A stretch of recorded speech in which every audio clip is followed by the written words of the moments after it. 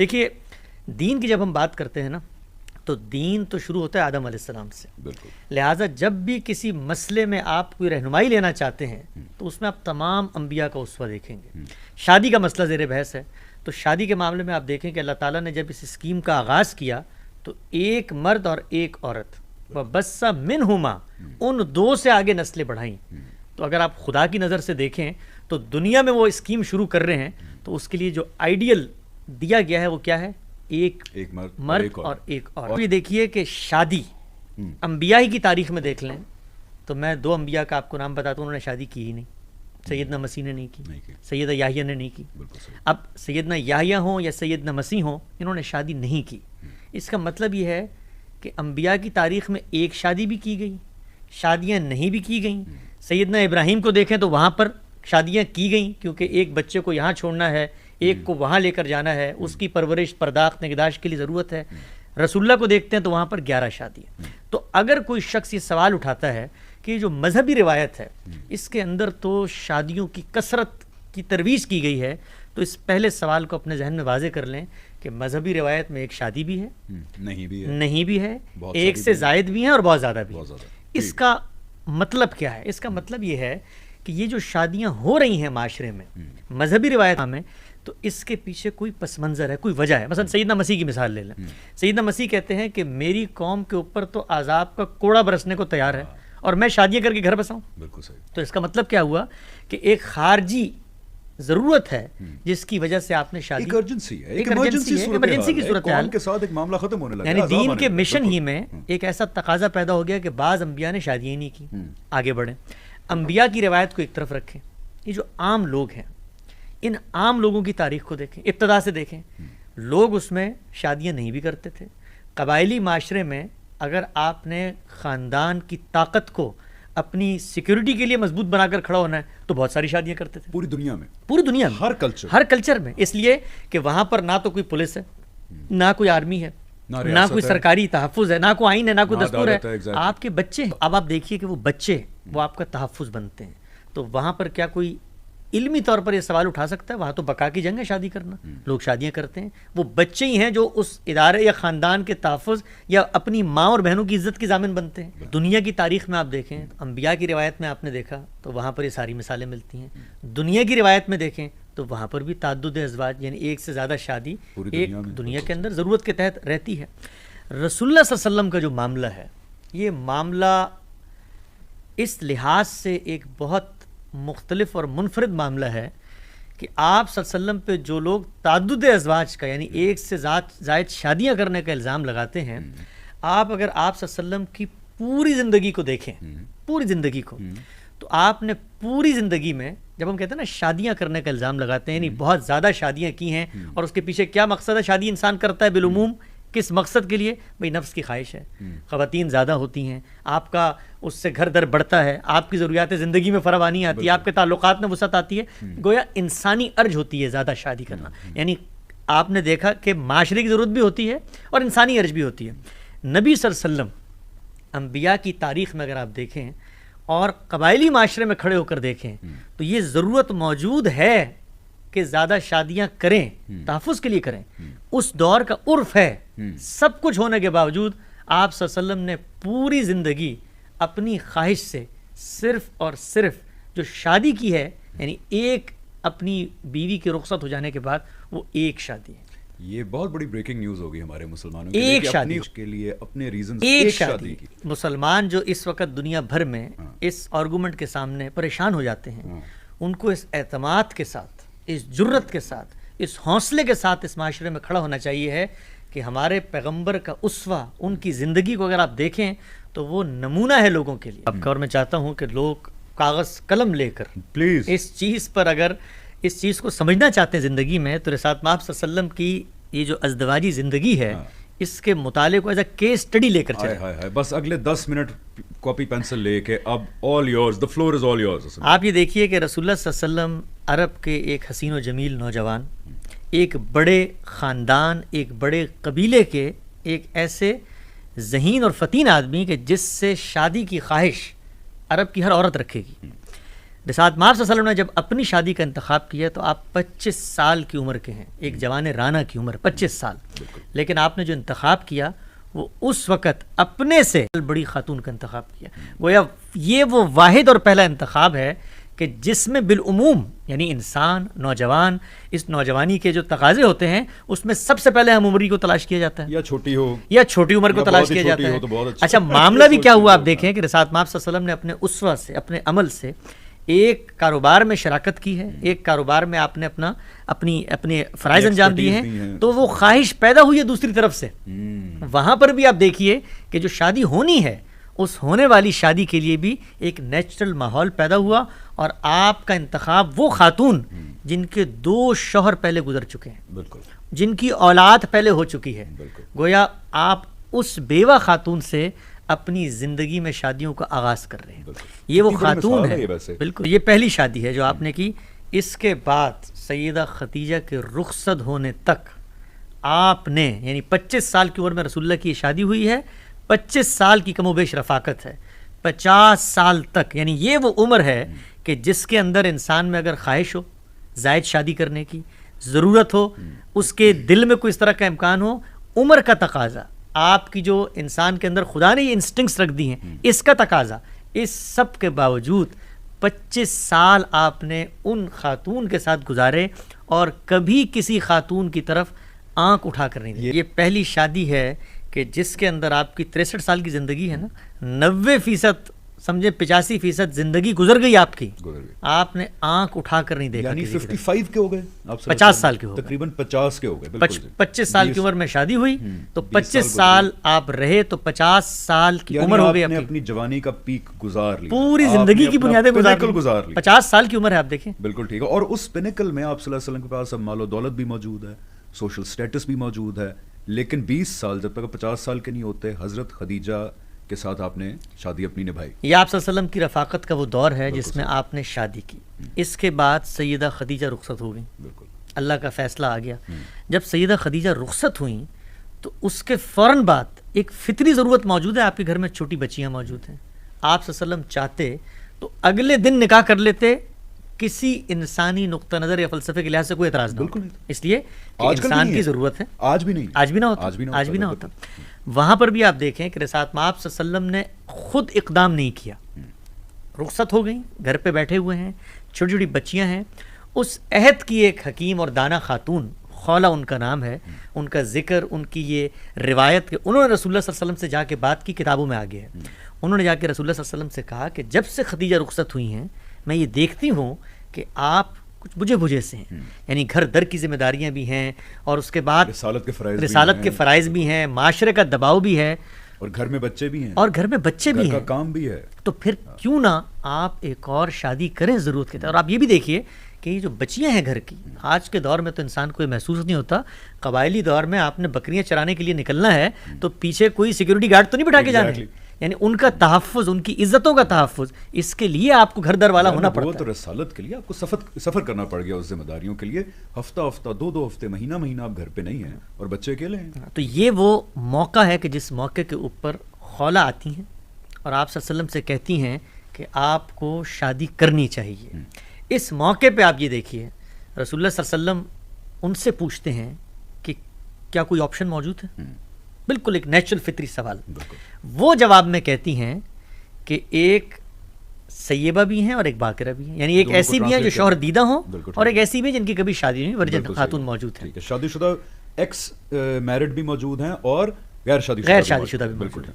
تو آپ صلی اللہ علیہ وسلم نے ان سے کہا کہ بات کر کے دیکھ لیں، دونوں سے بات کر کے دیکھ لیں. یہاں ایک اور ٹریٹ سامنے آتا ہے کہ اگر تو غیر مسلموں کے جو اعتراض ہیں وہ ٹھیک ہوتے تو it was a no brainer for a man کہ غیر شادی شدہ.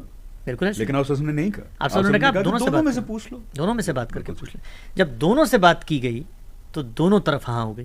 فطرتی طور پہ آپ بہت پیارے انسان. آپ یہ دیکھیے کہ ایک طرف خاتون ہیں جن کی عمر اس وقت 50 سال سے زائد ہے، ان کا نام ہے سیدہ سودا بنت زمع. دوسری طرف ہے سیدہ عائشہ. یہ 2 خواتین ہیں جن کا آپشن خولہ لے کر آئی ہیں آپ کے پاس. آپ نے کہا بات کر کے دیکھ لو. جب بات کی تو دونوں جگہ قبولیت ہو گئی. اچھا، جب دونوں جگہ قبولیت ہو گئی تو اب تو ایک مرد کے پاس یہ امکان موجود ہے نا کہ وہ دونوں کو لے آئے. اچھا، دونوں کو نہ لائے تو کم سے کم یہ کر لے کہ جو غیر شادی شدہ ہے اس کا انتخاب کر لے. ینگر آپشن ہے, انمیرڈ آپشن ہے, اٹس اے نو برینر. اگر آپ اور میں بھی ہوتے تو یعنی جس میں انسان خواہش رکھتا ہو شادی کی, اور اگر آپ صلی اللہ علیہ وسلم یہ خواہش کرتے تو یہ غلط نہ ہوتا. بالکل ایسے ہی ہے, لیکن نہیں کی. لیکن نہیں کی. کیا کیا آپ صلی اللہ علیہ وسلم نے؟ آپ صلی اللہ علیہ وسلم نے سیدہ سودا بنت زمع کا انتخاب کیا اور کہا کہ یہ گھر پہ آئیں گی, آپ کا ان سے نکاح ہوا. وہ ایک بوڑھی خاتون تھیں اور وہ گھر پہ آئیں اور آپ صلی اللہ علیہ وسلم کے ساتھ رہیں, لیکن چونکہ آپ دوسری جگہ کہہ چکے تھے اور وہ پیغام بھیجنے کے بعد وہ کیا ڈائنامکس تھے سیدنا عائشہ کی عمر کے, اور وہ کیا ہوا اس کو ہم آخر میں زیر بحث لائیں گے, قبول ہو گئی. تو قبولیت کے بعد جب تک سودا بنت زمع گھر پہ رہیں, آپ سیدہ عائشہ کو اپنے گھر پہ اس لیے نہیں لے کر آئے کہ ایک بوڑھی خاتون یہ محسوس نہ کرے کہ میرا التفات ایک نوجوان خاتون کی طرف. آپ صلی اللہ علیہ وسلم کی فطرت, کہ آپ کتنے سلیم الفطرت اور کتنے فطرتی طور پہ خوبصورت انسان تھے کہ اس وقت بھی آپ کے لیے ہیومن فیلنگز سب سے اوپر تھیں, باقی سب نیچے تھا. کہ حضرت سودا رضی اللہ عنہ کی دل آزاری نہ ہو, کچھ نہ ہو, نہیں اب شادی کر لی ہے, اب I can't bring another woman. جی ابھی تک یہ کتنی خوبصورت بات ہے. سو دیٹس وائی ہم آپ سے ریکویسٹ کرتے ہیں کہ علمی طور پہ یہ چیزیں جانیں تو صحیح, آپ کا اسلام جو ہے وہ 100 کلو مزید بڑھ جائے. یعنی آپ دنیا کو یہ بتائیں کہ آغاز کہاں سے ہوا کہ 25 سال کا ایک جوان, 1450 سال پہلے کے ایک عربی نوجوان کی ہم بات کر رہے ہیں, اور وہ اس معاشرے میں کہ جہاں پر شادی کوئی مسئلہ نہیں ہے, وہ شخص 25 سال کی رفاقت ایک خاتون کے ساتھ, اس کے رخصت ہونے کے بعد ایک دوسری خاتون کے انیشیٹو پر دو آپشنز میں سے جس کا انتخاب کرتا ہے, اس سے 2-2-4 کی طرح بات واضح ہوتی ہے کہ اس کے پیش نظر کوئی نفسانی خواہش, کوئی ایسا انسانی جبلت کی تسکین, اور وہ بھی اگر ہوتی تو میں اور آپ اس کو بھی چیلنج نہ کر پاتے. کرنی چاہیے بھی نہیں, فطرت تھی, بالکل فطرت. جب تک وہ موجود ہیں گھر پہ, وہ سیدہ عائشہ کو اپنے گھر بھی نہیں لے کر آئے, نکاح ہونے کے باوجود نہیں لے کر آئے, یہاں تک کہ ہجرت ہو گئی. اور نکاح اس لیے وہاں کیا بیکاز دونوں جگہ پیغام قبول ہو چکا تھا. اور اس زمانے میں پیغام قبول ہو اور پھر آپ نہ کر دیں, اور حضرت عائشہ بیٹی بھی کس کی ہیں, حضرت ابوبکر کی, آپ کے دوست بھی ہیں, تو یہ اس وقت بہت ایک غلط کام تھا سوشلی کہ پیغام قبول ہو گیا اور پھر نہ کر دیں. پیغام قبول ہو گیا, اور جہاں پر سیدہ عائشہ کا رشتہ ہوا تھا اس کو ہم عمر عائشہ میں زیر بحث لائیں گے کہ ہوا کیا, کہ جب وہ پیغام لے کر گئی سیدنا ابوبکر کے پاس, تو آپ نے کہا ان کا تو پہلے ایک جگہ رشتہ ہوا ہے, لیکن جب سے ہم اسلام لائے ہیں وہ لوگ بھی نظریں چرانے لگے ہیں. اب انہوں نے انکار کر دیا, یہاں پر ایک رشتہ آیا ہوا ہے, اس رشتے کی قبولیت ہو گئی ہے, وہاں انکار ہو گیا ہے. تو اب رسول اللہ صلی اللہ علیہ وسلم, علم اور عقل کی کوئی کسوٹی ہمیں یہ کہتی ہے کہ آپ کی وجہ سے, ایمان لانے کی وجہ سے, ایک قریبی رفیق کے گھر پہ ایک جوان بچی جس کا وہاں انکار ہو گیا, آپ نے ان کو پیغام بھجوایا اور انہوں نے قبول کر لیا, اور قبول بھی اس وقت کے جب وہاں انکار ہو رہا تھا اسلام کی وجہ سے, اور آپ یہ کہیں کہ نہیں میں تو اس کو نہیں مانتا, میرا تو نکاح ہو گیا. تو یہ اگر رسول اللہ کرتے تو اعتراض کی بات تھی, آپ کا اس کو قبول کرنا تو آپ کی اس حسن اخلاق کا ایک تاریخی نمونہ ہے جو ہم دنیا کو پیش کر سکتے ہیں. مدینے آ گئے تو آنے کے بعد اگر رسالت مآب صلی اللہ علیہ وسلم کو یہ جلدی ہوتی کہ ایک غیر شادی شدہ خاتون وہاں پر نکاح ہوئی بھی بیٹھی ہوئی ہیں, تو ہجرت سے پہلے ساتھ لے آتے, چلیں ہجرت کر لی ساتھ لے آتے, چلیں ہجرت کے پہلے سال ساتھ لے آتے. سیدنا ابوبکر حاضر ہوئے ہیں آپ کی خدمت میں, ہجرت کا دوسرا سال ہے, اور کہا کہ یا رسول اللہ یہ آپ کی امانت ہے, یعنی نکاح ہوا ہے, اب تو عائشہ کو قبول فرمائیں, اب تو اپنے گھر پہ آپ لے کر آئیں ان کو. آپ یہ دیکھیے کہ اس وقت رسول اللہ صلی اللہ علیہ وسلم سیدہ سودا بنت زمع کے ساتھ عمر کا ایک حصہ گزار چکے ہیں, بہت اچھا موقع ہے کہ وہ ان کو گھر پہ لے آئیں, لیکن یہاں پر بھی آپ کا یہ احساس کہ ایک بوڑھی خاتون یہ محسوس نہ کرے کہ ایک جوان کو اس کے اوپر میں لے آیا ہوں. پہلے کس سے بات کی؟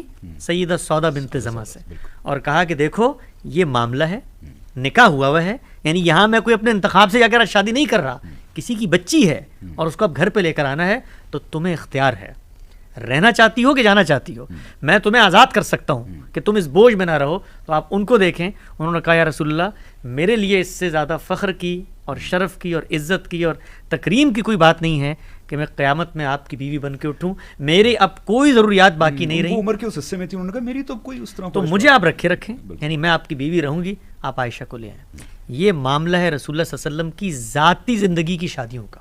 کتنی شادیاں ہو گئیں اس میں؟ 3 ہو گئی. خدیجہ رضی اللہ تعالیٰ عنہ, اس کے بعد سودا بنت زمع اور سیدہ عائشہ.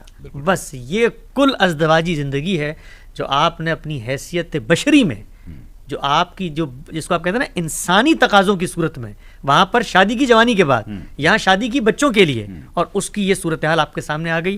اس کے علاوہ اپنی اس بشری حیثیت اور بشری ضروریات کے تحت رسالت مآب صلی اللہ علیہ وسلم نے مسلمان پوری دنیا کو اعتماد سے یہ کہہ سکتے ہیں کہ ایک شادی کوئی نہیں کی. لہٰذا سب سے پہلے اعتراض کرنا ہے کسی انسان کے اوپر تو ان شادیوں پر اعتراض کریں. اب یہ 3 شادیاں جو ہیں اس کو ہم نے ریپ اپ کر لیا.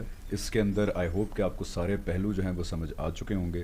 اسٹارٹنگ فرام آپ صلی اللہ علیہ وسلم 25 ایئرز اولڈ, حضرت خدیجہ, حضرت سودا, حضرت عائشہ رضی اللہ عنہا, اور اب آپ صلی اللہ علیہ وسلم کی عمر ہو چکی ہے تقریباً 55. آپ دیکھیے آپ صلی اللہ علیہ وسلم نے ہجرت کی ہے, ہجرت کے آپ تقریباً کچھ سال کے بعد رخصت ہو گئے ہیں, تو 50-55 سال کی عمر آلریڈی ہو چکی ہے. اب آ گئیں جو آپ صلی اللہ علیہ وسلم کی باقی 8 جو شادیاں تھیں اگلے تقریباً 9-10 سال کے اندر, 8-9 سال 8 سال تقریباً ہیں کہ جس کے اندر آپ صلی اللہ علیہ وسلم نے مزید 8 شادیاں. آپ کہہ رہے ہیں کہ اپنے لیے بشری حیثیت سے صرف یہ 3 شادی ہیں جن کا معاملہ ہم بتا چکے. یہ معاملہ ان کا بالکل واضح ہے. آگے چلیں. رسول اللہ صلی اللہ علیہ وسلم اللہ کے رسول تھے. رسول جب دنیا میں آتے ہیں اللہ کا ایک مشن لے کے آتے ہیں. اس مشن پر کاربند رہنا, کار فرما رہنا, یہ آپ کی مذہبی ذمہ داری ہے. قرآن مجید نے کہا ہے کہ اگر آپ اس سے پیچھے ہٹے تو فما بلغت رسالہ, اور کہا کہ اس میں کوئی کمی کوتاہی کی تو ہم رگے جان سے کاٹ کے اپنے پاس بلا لیں گے. اتنی سخت اور اتنی بھاری اور اتنی بڑی ذمہ داری. اس کے لیے آپ نے اپنے خاندان کو چھوڑا, اپنے اہل و عیال کو چھوڑا, اپنے علاقے کو چھوڑا, آپ ہجرت کر گئے. اس کے بعد وہ لوگ جن کو آپ نے خدا کی بات پہنچائی تھی آپ کی جان کے در پہ ہو گئے اور جنگ پر اتر آئے. ان جنگوں میں آپ کے ساتھی, آپ کے دوست, آپ کے رشتہ دار وہ شریک ہوئے. وہ لوگ جنہوں نے آپ کے لیے ہجرتیں کی, اس پورے مشن میں جن لوگوں نے قربانیاں دیں, جنگیں ہوئیں, شہادتیں ہوئیں, تو اس کے بعد اللہ تعالیٰ نے مسلمانوں کو یہ ترغیب دی کہ یہ جو شہداء ہیں ان کی بچیوں کی کفالت کون کرے گا. یہ قرآن میں وہ آیت جس کو ہم بدقسمتی سے ہم سمجھتے ہیں 4 شادیوں کی اجازت دے دی ہے, وہ اپیل ہے. آپ اس موقع کی نزاکت کو دیکھیں کہ رسول اللہ صلی اللہ علیہ وسلم کا ساتھ دینے کے نتیجے میں لوگوں کی جانیں چلی گئی ہیں. ان کی ہجرت کے مشن میں شامل ہونے کے لیے, اور یہ سب لوگ ایک دوسرے کو جانتے ہیں. ان لوگوں کے لیے آپ یہ دیکھیں کہ جنگ میں جو لوگ شہید ہو گئے, اللہ نے اپیل کی کہ سب مسلمان آگے بڑھیں اور آگے بڑھ کے ان یتیموں کی کفالت کریں, ان بیواؤں سے شادی کریں. سب صحابہ نے یہ اقدام کیا. کیونکہ مجھے پتا ہے کنٹمپریز کیا سوچ رہا ہوگا. یتیموں کی کفالت کرنے کے لیے اللہ تعالیٰ نے شادیاں ہی کرنا ضروری تھا, یتیموں کی کفالت ویسے کر لیتے ہیں. یتیموں کی کفالت کے لیے تو چلیں کوئی ادارہ بھی ہوتا تو وہ بیواؤں کی کفالت کے لیے بھی ادارہ بنایا جاتا, یعنی ان کی ضروریات کے لیے بھی ادارے بنتے. وہ عورتیں معاشرے میں کہ پوری زندگی پیسی پڑی رہتی, ان عورتوں کی جن کے ساتھ یہ معاملہ ہوا ہے ان کو تحفظ کہاں سے ملتا؟ یتیموں کو تو آپ نے اداروں میں ڈال دیا. یہ ساری وہ باتیں ہیں جو زمانے کو جانے بغیر, اس عہد کو جانے بغیر, اس عرف کے تقاضوں کو جانے بغیر, اس سوچ میں کہ آج آپ بیٹھے ہوئے ہیں, چلیں آج ہی کو لے لیں کہ آپ آج اس چیز کو انکریج کریں گے کہ مثلا کوئی عورت بیوہ ہو گئی ہے تو اس کی بچیوں کو آپ یتیم خانے میں بھیج دیں. وہ بچیوں کے سر پہ باپ کا سایہ, وہ شفقت, وہ ماں باپ کے تعلق سے جو زندگی کے قرینے پیدا ہوتے ہیں, ان سب سے اس کو محروم کر دیں, تو یہ بالکل بیوقوفی کی بات ہے. یہ آج کے زمانے میں آپ نہیں کر سکتے, چاہے جائے کہ اس زمانے میں یہ کام کریں. تو اب آپ یہ دیکھیے, میں ذرا بات مکمل کر لوں. اب آپ یہ دیکھیے کہ جنگ میں یہ صورتحال پیدا ہوئی, شہید ہو گئیں مرد, ان کی بیوائیں موجود ہیں. رسالت مآب صلی اللہ علیہ وسلم ایک رہنما کے طور پہ اللہ کا پیغام پڑھ کے سنا رہے ہیں, تو سب سے پہلا سوال کیا پیدا ہوتا ہے خود عمل کر رہے ہیں, کہ خود عمل کر رہے ہیں کہ نہیں کر رہے. تو آپ صلی اللہ علیہ وسلم نے اس کے بعد یہ جو 3 شادیاں تھیں مزید 3 نکاح کیے, اور اس میں پہلا نکاح حفصہ بنت عمر سے ہے, دوسرا نکاح زینب بنت خزیمہ سے ہے, اور تیسرا نکاح ام سلمہ سے. یہ جو حفصہ بنت عمر ہیں ان کے شوہر تھے خنیس, یہ بدر میں شہید ہو گئے. یہ سیدنا عمر کی بیٹی ہیں. اس کے بعد زینب بنت خزیمہ, یہ عبیدہ ابن حارثہ کی منکوہا ہیں, وہ بھی شہید ہو گئے بدر میں. تیسری ہیں ام سلمہ, ان کے شوہر بھی احد کے میدان میں زخمی ہوئے. اور اس کے بعد اب یہ دیکھیے کہ یہ وہ خواتین جنہوں نے آپ کے لیے ہجرت کی, جنہوں نے آپ کے مشن کے لیے قربانی دی. میں صرف ایک مثال دیتا ہوں ام سلمہ کی. یہ جو ام سلمہ ہے, جس وقت ہجرت کا وقت پیش آیا تو یہ ام سلمہ رضی اللہ تعالی عنہا اور ان کے شوہر ابو سلمہ, ان لوگوں نے فیصلہ کیا کہ سلمہ ان کا جو بیٹا ہے اس کے ساتھ ہم ہجرت کریں گے. ہوا کیا؟ ہوا یہ کہ خاندان کے لوگوں نے بچے کو اپنے قبضے میں لے لیا, ماں سے بچے کو اپنے قبضے میں لے لیا. شوہر کی شجاعت اور بہادری دیکھیں کہ بیٹے اور بیوی کو قربان کر کے وہ مدینہ ہجرت کر گئے کہ اللہ کے رسول کے آگے میں نے لبیک کہنا ہے تو بیٹا بھی قربان اور بیوی بھی قربان. ان کو آنے دیتے ہیں تو اللہ لے آئے گا, نہیں تو میں تو جاتا ہوں. آپ پیچھے دیکھیں اس عورت کی حالت کہ اس کی گود سے بچہ لے گئے خاندان والے. تاریخ کی کتابوں میں آتا ہے کہ 8-9 روز تک آپ بال بکھرائے روتی رہتی گلیوں میں مکے کی کہ میرے ساتھ تم لوگوں نے کیا کیا ہے. یہاں تک کہ ان کے خاندان والوں کو, ان کفار کو رحم آیا کہ ہم نے اس عورت پہ کیا ظلم کر دیا ہے. تو آپ یہ دیکھیے کہ پھر جا کر انہوں نے بچہ واپس کیا اور اس عورت کو اس بچے سمیت اونٹ پہ بٹھا دیا, اور وہ اکیلی خاتون مکے سے مدینہ ہجرت کر رہی, اکیلی خاتون. تو وہاں پر ایک صحابی ان کو ملتے ہیں, آپ سوچیں ایک صحابی ان کو ملتے ہیں اور وہ کہتے ہیں کہ یہ بچہ اور یہ عورت اکیلی کہاں جا رہی ہو؟ کہ اللہ کے رسول کے حکم پہ ہجرت کرنے چاہ رہی. اللہ اکبر. اور اکیلی صحرا ہے, 300-400 میل کا مکہ اور مدینہ کا ڈسٹنس ہے, مہینہ اکیلی ایک خاتون ایک اونٹ پہ ایک بچے کے ساتھ اس تپتے ہوئے صحرا میں. یہ پہلو ہیں ان شادیوں کے, اس لیے پلیز غور سے سنیں ذرا, بیکاز ہم نے شادیوں کو نا ایک وہ یہ خاتون پہنچی ہے مدینے, سوچیں ذرا, سیکریفائس سوچیں. یعنی بچہ کسی ماں سے, آپ کا بچہ ہے, میرے بچے ہیں, ذرا تصور کریں کہ بچہ ماں سے چھین لیا جائے, شوہر سر پہ نہ ہو, اور ان بے آب و گیا وادیوں کی تاریک گھاٹیوں میں آپ ایک اونٹ پہ بچے کے ساتھ اللہ کے رسول کے مشن کے لیے قربانی دینے جا رہی ہوں. یہ وہ خواتین ہیں کہ ان کے شوہر عہد میں رخصت ہو گئے, تو رسول اللہ صلی اللہ علیہ وسلم نے اس درجے قربانی دینے والی خواتین کو کیا وہ اٹھا کے یتیم خانے میں پھینک دیں؟ ان کو عزت دی, ان کو یہ شرف دیا کہ ان کی اس صدمے کو کم کر سکیں, ان کی یہ دلجوئی کی کہ پیغمبر کے گھر پہ آ سکیں. تو یہ آپ کے مشن کے تحت آپ کی شادی ہے, ٹھیک ہے. اچھا, یہاں پر بھی یہ سب شادی شدہ خواتین ہیں, ان کے شوہر ہیں, ان کے بچے ہیں جو رخصت ہوئے ہیں جنگوں میں, ان کو آپ گھر پہ لے کر آئے. تو 3 آپ کی وہ ابتدائی زندگی کی شادیاں ہیں, وہ تو بالکل الگ ہو گئیں. جو 8 بعد میں ہوئی ان میں سے 3 یہ ہیں, یعنی زینب, 5 رہ گئی, حفصہ اور سلمہ رضی اللہ تعالیٰ. یہ وہ شادیاں ہیں, ٹوٹل ہو گئی اب 6. اب آپ یہ دیکھیے اس کے بعد کیا ہوا. اس کے بعد یہ ہوا کہ رسول اللہ صلی اللہ علیہ وسلم جس وقت دنیا میں تشریف لائے تو اس وقت غلامی ایک ادارے اور انسٹیٹیوشن کی طرح عرب میں موجود ہے.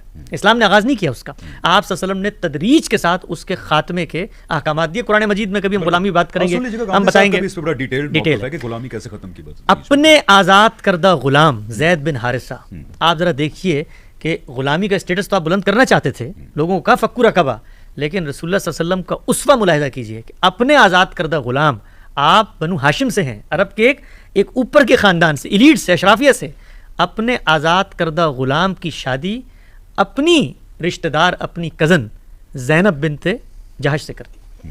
یعنی کہ دنیا کو یہ میسج جائے کہ غلامی کے اسٹیٹس کو یوں بلند کیا جاتا ہے. نہ منہ بولا بیٹا, لیکن غلام تھے, ان کو آزاد کیا اور ان کی شادی اپنی کزن سے شادی کر دی. اب آپ یہ دیکھیے کہ وہ آزاد کردہ غلام جس کو لوگ بالعموم کہتے تھے کہ تو آپ کے بیٹے ہیں, متبنہ, یعنی یہ تو آپ کے منہ بولے بیٹے آپ نے بنایا ہوا تھا, آپ کے گھر پہ رہتے تھے, شادی کر دی. شادی چل نہیں سکی, اس کی سماجی وجوہات. سیدنا زید اس قصر سے نہیں نکل سکے جو ایک کسی بڑے گھر میں جا کر ریلیشن پیدا کرنے کا قصر. قرآن مجید نے اشارہ کیا ہے, سورہ احزاب میں آپ دیکھیے کہ اشارہ کیا ہے, جس وقت یہ چیز زیر بحث ہے تو وہاں کہا ہے کہ اب ہم نے زینب کا نکاح جو ہے وہ کر دیا رسول اللہ سے, تو وہاں ایک اشارہ موجود ہے کہ ان لوگوں کی سال گزرنے کے باوجود ملاقات بھی نہیں ہوئی تھی. تو یہ ایک بہت بڑا ملحد سرکل سے بھی اور غیر مسلم سرکل سے بھی ایک کیا کہتے ہیں آرگومنٹ آتا ہے کہ آپ صلی اللہ علیہ وسلم نے وہاں پہ یہ تصور ہے کہ اپنے ہی منہ بولے بیٹے کی بیوی کے ساتھ نعوذ باللہ طلاق کرا کے خود شادی کر لی اپنی خواہش کے لیے.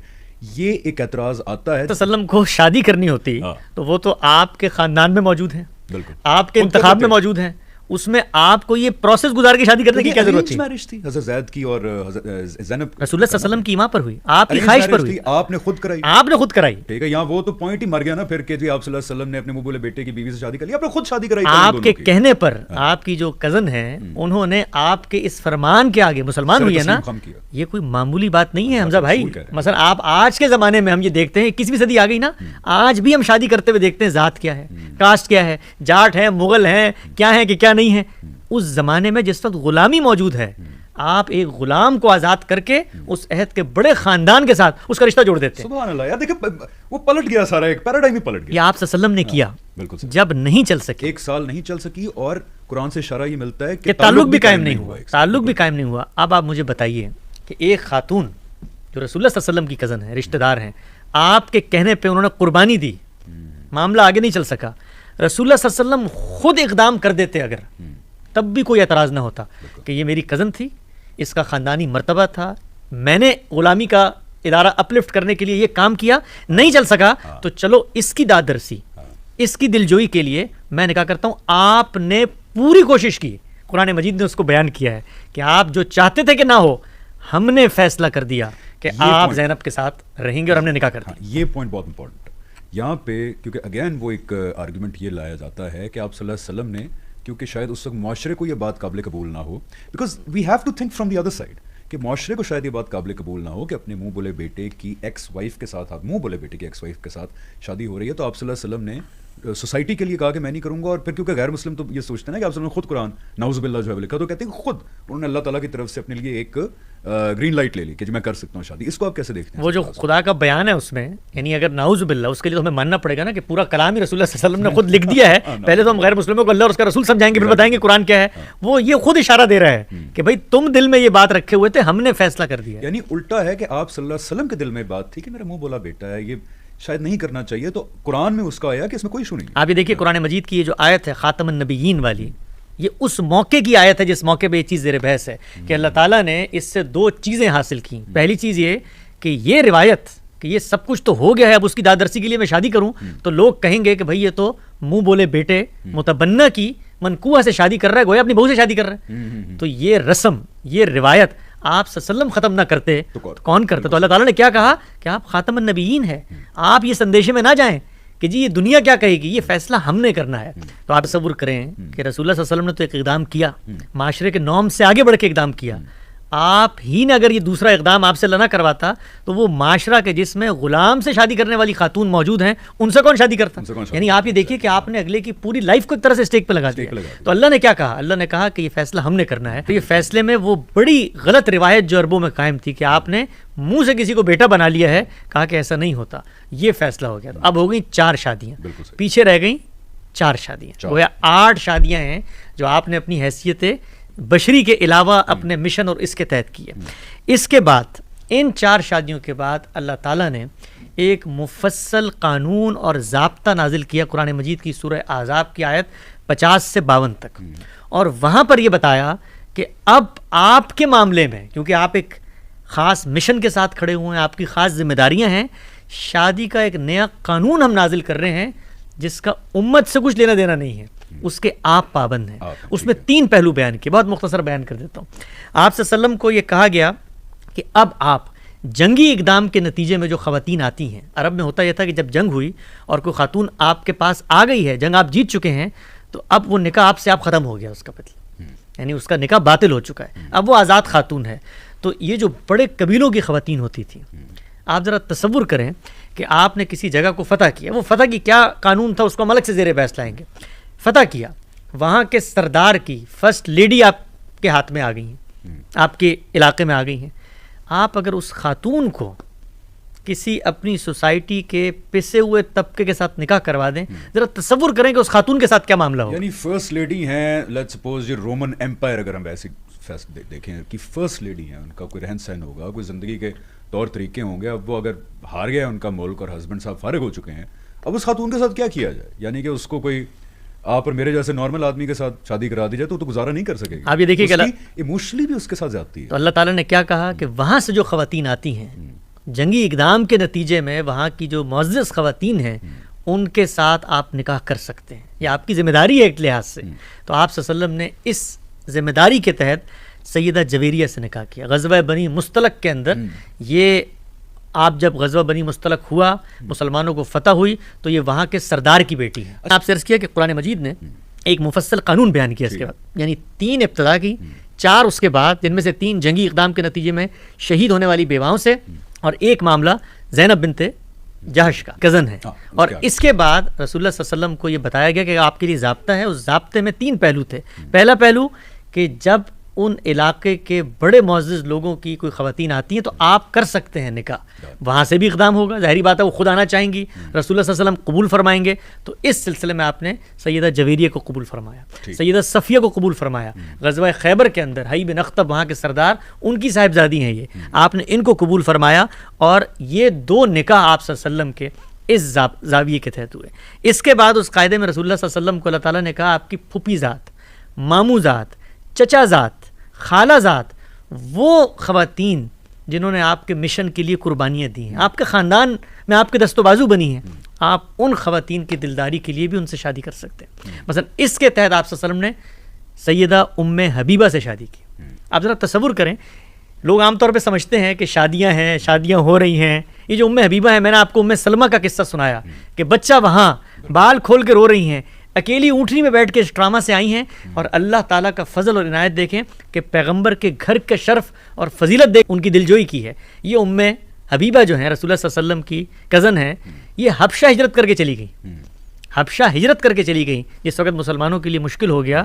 وہاں جب یہ گئی ہیں تو ان کے شوہر تھے عبداللہ بن جہش, ان کے ساتھ انہوں نے ہجرت کی, دونوں مسلمان تھے. عبداللہ بن جہش مرتد ہو گئے, مسیحی ہو گئے, اسلام چھوڑ کے مسیحی ہو گئے. آپ ذرا تصور کریں, حبشہ میں ایک عورت, رسول اللہ کے خاندان کی عورت, آپ کی کزن, آپ کے مشن کے لیے اپنا گھر در چھوڑ کے جاتی ہے اپنے شوہر کے ساتھ, اور شوہر مرتد ہو جاتا ہے. ذرا تصور کریں اس کے ڈرامہ کی, اس کے درد کی, اس کی دلجوئی کہ میں نے تو اپنے اس کزن کے لیے, اس کے مشن کے لیے, اس کے دین کے لیے شہر چھوڑ دیا, شوہر کو لے کر گئی, شوہر نے مجھے چھوڑ دیا. آپ ذرا تصور کریں اس درد کو, اس پین کو.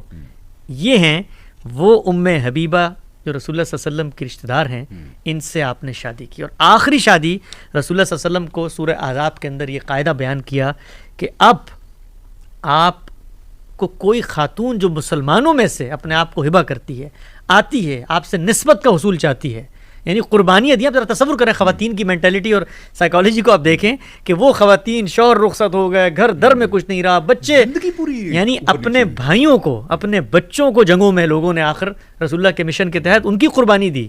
وہ خواتین اگر رسول اللہ کا یہ نسبت لینا چاہیں کہ ہم قیامت میں ازواج مطہرات میں اٹھیں, تعالیٰ نے کہا کہ آپ کو اس کی اجازت ہے, لیکن اس کے بعد آپ کوئی نکاح نہیں کر سکتے. آپ پر پابندی ہے, وَلَوْ أَعْجَبَكَ حُسْنُهُنَّ, اگرچہ آپ کو کسی خاتون کا حسن کیوں نہ متاثر کرے. جب یہ کہہ دیا کہ اس کے بعد آپ شادیاں نہیں کر سکتے, ساتھ یہ بھی بتا دیا کہ آپ پر ان تمام عورتوں کے ساتھ یکساں تعلق یا جو یکساں انصاف کا تقاضا ہے اس کی پابندی بھی نہیں ہے, اس لیے کہ شادیاں آپ نے تھوڑی کی ہیں, یہ تو اللہ نے اپنے مشن کے تحت جو ذمہ داریاں ڈالی ہیں. لیکن اس کے باوجود آپ یہ دیکھیے کہ رسالت مآب صلی اللہ علیہ وسلم کی یہ جتنی ازواج ہیں, یہ سب اس کی گواہی دیتی ہیں کہ اس سب کے باوجود آپ نے خوبی کے ذریعے احسن طریقے سے یہ ذمہ داری نبھائی, اور یہی ازواج مطہرات ہیں جن کے ذریعے دین کے وہ معاملات جو گھر در کے معاملات ہیں, آپ کا وہ اسوہ جو آپ کی ذاتی زندگی سے متعلق ہے, یہ آپ کی ذاتی زندگی کی رفیق ہیں, حسر و سفر کی امین ہیں, آپ کے رازوں کی امین, یہ بتاتی ہیں. تو آپ سوچیے کہ کتنا بڑا ذخیرہ رہتی دنیا کے سپرد ان ازواج مطہرات سے. تو میں خلاصہ کروں, یہ رسول اللہ صلی اللہ علیہ وسلم کی شادیاں ہیں, کل 11 شادیاں. پہلا انتخاب 25 سال کی عمر میں ایک شخص کر رہا ہے اپنے سے, 20-25 سال بڑی عمر کی, 25 سال اس کے ساتھ گزارتا ہے, کبھی شادی آنکھ اٹھا کر نہیں دیکھی, جو عرب میں ایک معروف روایت ہے. اس کے بعد بچیاں گھر پہ بیٹھی ہوئی ہیں, رسول اللہ صلی اللہ علیہ وسلم کا انیشیٹو نہیں ہے, خولہ آتی ہیں اور کہتی ہیں کہ آپ شادی کریں. وہاں بھی 2 انتخاب ہیں, وہاں پر آپ جس کو لے کر آئے وہ ایک بیوہ, ایک بوڑھی خاتون ہے, اس کے بعد ان کی رضامندی سے سیدہ عائشہ کو لے کر آئے. بس یہ آپ کی زندگی ہے. اس کے بعد یہ مشن ہے جس میں 3 شادیاں آپ نے کی ہیں, وہ ان خواتین سے جو جنگوں میں جن کے شوہر شہید ہو گئے. اس کے بعد اپنی کزن کو اپلفٹ کیا, غلامی کے ادارے کو بلند کرنے کے لیے, ان کی ٹریجڈی ہوئی, ان کے ساتھ اللہ نے فیصلہ کیا, اور اس کے بعد اللہ تعالیٰ نے ایک ضابطہ اتارا اور کہا کہ جو جنگ کے اندر آ جاتی ہیں خواتین اور معزز خاندانوں کی ہیں, قبول کر سکتے ہیں آپ ان کو. کہا کہ جو دلداری چاہتی ہیں, جن کی دلجوئی مقصود ہے, نسبت کا حصول ہے, ان سے بھی آپ کر سکتے ہیں. اور آپ کی پھوپھی ذاتی, قرآن کے الفاظ ہیں, خالہ ذات, ماموں ذات, وہ عورتیں جنہوں نے قربانی دی ہیں, وہ یہ کام کر سکتے ہیں. اس زندگی کو سامنے رکھنے کے بعد